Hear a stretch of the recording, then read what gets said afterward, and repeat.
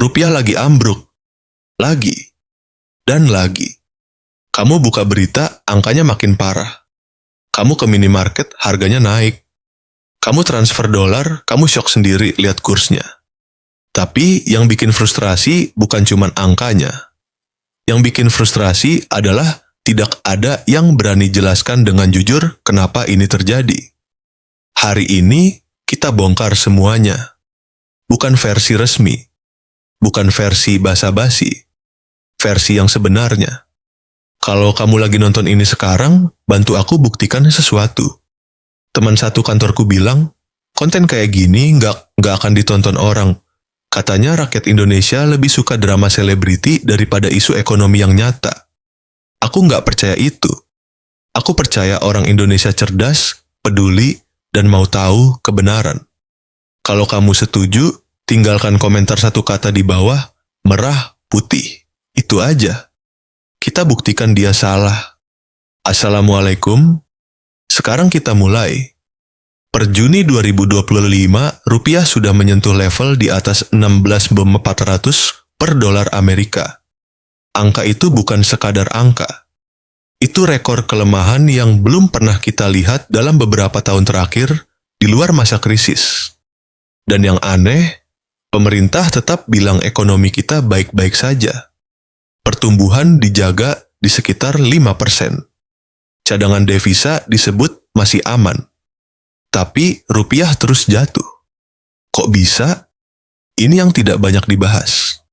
Ada satu hal yang hampir tidak pernah muncul di siaran berita nasional. Sesuatu yang kalau kamu tahu, kamu akan langsung paham kenapa rupiah tidak bisa kuat meskipun pemerintah sudah berusaha keras. Dan ini bukan soal Prabowo saja. Ini soal sistem yang sudah berjalan puluhan tahun dan tidak mudah diubah dalam semalam. Tapi tunggu dulu. Sebelum sampai ke sana, kita harus paham dulu akar masalahnya dari awal. Indonesia adalah negara pengekspor komoditas besar. Batu bara, minyak sawit, nikel, karet, kita jual semua itu ke dunia.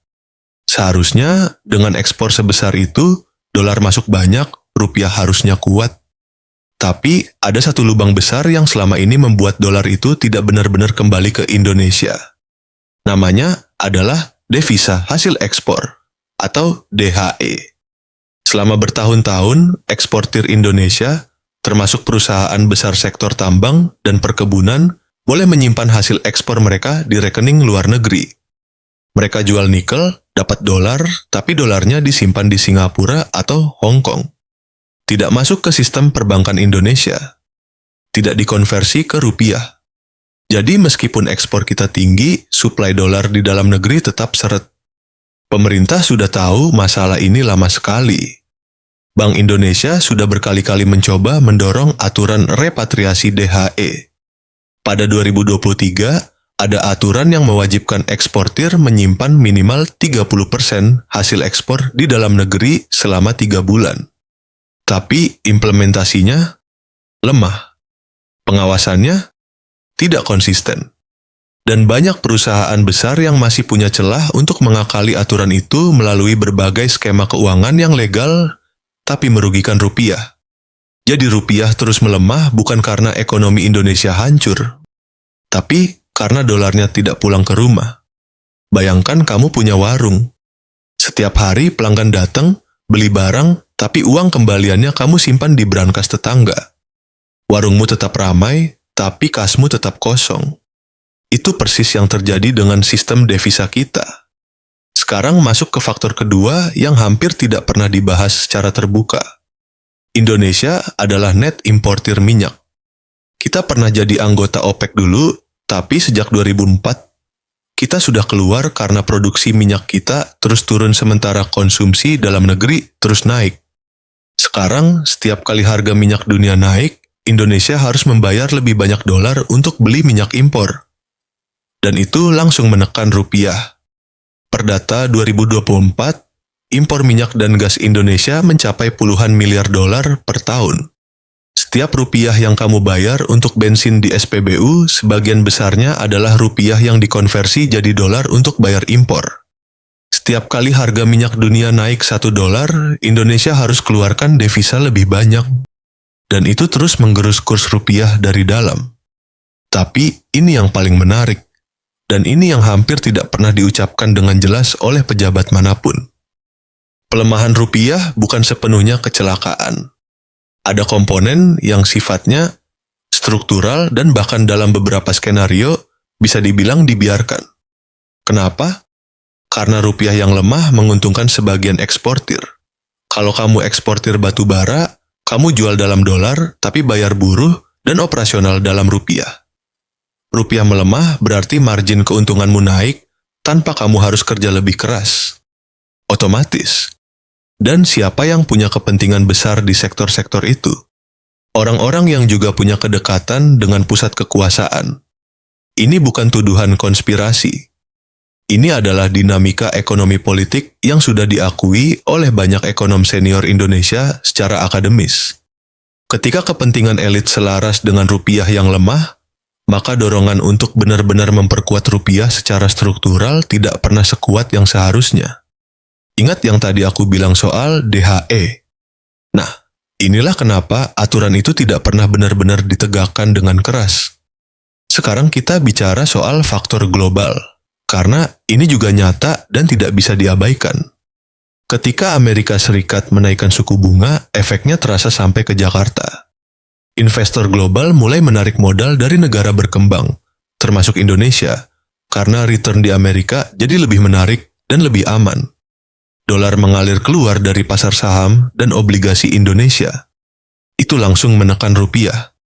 Tahun 2022 sampai 2024, The Fed menaikkan suku bunga secara agresif, dari hampir 0% sampai ke level tertinggi dalam 2 dekade.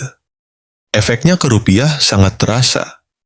Bank Indonesia ikut menaikkan suku bunga untuk mencegah pelarian modal, tapi itu punya konsekuensi sendiri. Kredit jadi lebih mahal, dunia usaha lebih sulit berkembang, dan pertumbuhan ekonomi tertekan. Ini namanya dilema klasik negara berkembang. Kamu terjebak di antara dua pilihan buruk. Pertahankan suku bunga rendah supaya ekonomi tumbuh, tapi rupiah makin lemah.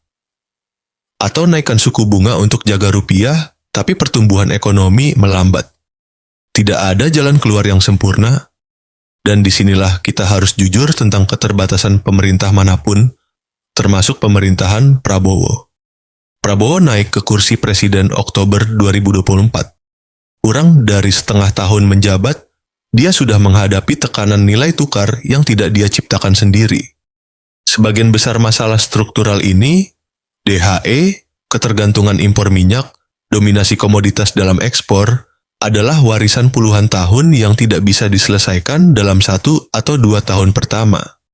Tapi ada juga keputusan-keputusan baru yang menambah tekanan. Program makan bergizi gratis yang dicanangkan Prabowo membutuhkan anggaran sangat besar. Awalnya diperkirakan sekitar 71 triliun rupiah untuk tahap awal.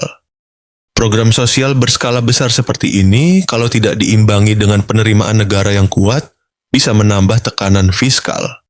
Dan ketika pasar melihat defisit anggaran membesar, kepercayaan investor bisa goyah, dan rupiah pun ikut terpukul. Ini bukan soal program itu baik atau buruk.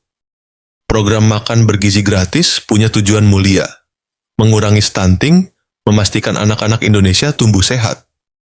Tapi ekonomi tidak peduli niat baik. Ekonomi hanya peduli angka, dan angka harus seimbang. Sekarang, inilah bagian yang paling penting, dan ini yang benar-benar harus kamu dengar sampai habis. Ada 3 hal yang kalau dilakukan dengan konsisten dan serius, bisa mulai mengubah nasib rupiah dalam jangka menengah. Pertama, penegakan DHE yang serius dan tanpa pandang bulu. Bukan aturan di atas kertas, tapi implementasi nyata dengan sanksi yang benar-benar ditakuti. Kalau dolar hasil ekspor benar-benar kembali masuk ke sistem perbankan Indonesia, suplai dolar dalam negeri akan meningkat, dan rupiah punya fondasi lebih kuat. Kedua, percepatan hilirisasi yang tidak setengah-setengah. Ini sebenarnya sudah dimulai di era Jokowi. Larangan ekspor nikel mentah, misalnya. Idenya bagus. Daripada ekspor bahan mentah, olah dulu jadi produk bernilai tambah tinggi, baru ekspor. Itu artinya dolar yang masuk lebih besar per ton komoditas yang sama. Tapi hilirisasi butuh investasi besar, butuh waktu, dan butuh konsistensi kebijakan yang tidak berubah-ubah setiap ganti pemerintahan. Ketiga, pengurangan ketergantungan pada impor energi. Ini yang paling panjang dan paling sulit, tapi paling penting. Kalau Indonesia bisa mempercepat transisi energi terbarukan, solar, geotermal, hidroelektrik, dan mengurangi konsumsi BBM impor, tekanan terhadap rupiah dari sisi impor minyak akan berkurang drastis. Indonesia punya sumber daya energi terbarukan yang luar biasa besar. Tinggal kemauan politiknya. Tapi sampai semua itu terwujud, rupiah akan terus rentan. Dan kamu sebagai rakyat biasa merasakannya setiap hari. Harga barang impor naik, cicilan yang ada komponen dolarnya jadi lebih berat. Liburan ke luar negeri makin mahal. Gadget baru makin susah dijangkau. Ini bukan abstrak, ini nyata dan terasa di dompet kamu. Jadi apakah Prabowo sengaja menutup-nutupi semua ini? Jawabannya tidak sesederhana iya atau tidak. Yang terjadi adalah kombinasi dari hal yang memang sulit dijelaskan tanpa membuat publik panik, hal yang secara politik tidak nyaman untuk diakui, dan masalah struktural yang solusinya tidak bisa dijual sebagai berita bagus dalam jangka pendek. Tidak ada presiden di Indonesia maupun di negara manapun yang akan berdiri di podium dan bilang, sebagian masalah kita ada karena elit ekonomi tidak mau dolarnya balik ke dalam negeri. Itu bukan keberanian yang umum ditemukan di panggung politik. Tapi kita sebagai rakyat berhak tahu. Dan sekarang kamu sudah tahu. Rupiah lemah bukan takdir, bukan kutukan. Bukan juga semata-mata salah satu presiden. Ini adalah hasil dari sistem yang sudah lama berjalan dengan kepentingan yang tidak selalu sejalan dengan kepentingan rakyat banyak. Dan satu-satunya cara untuk mengubahnya adalah dengan terus menuntut transparansi, terus memilih pemimpin yang berani ambil keputusan struktural yang tidak populer, dan terus mendidik diri sendiri tentang cara kerja ekonomi. Karena rupiah yang kuat bukan hanya soal angka di papan nilai tukar. Itu soal harga sembako yang tidak terus naik. Soal masa depan anak-anak kita yang lebih terjangkau. Soal martabat ekonomi bangsa yang seharusnya kita jaga bersama. Kalau video ini membuka matamu, bagikan ke satu orang yang perlu tahu. Satu orang saja. Dan tinggalkan komentar rupiah kuat di bawah.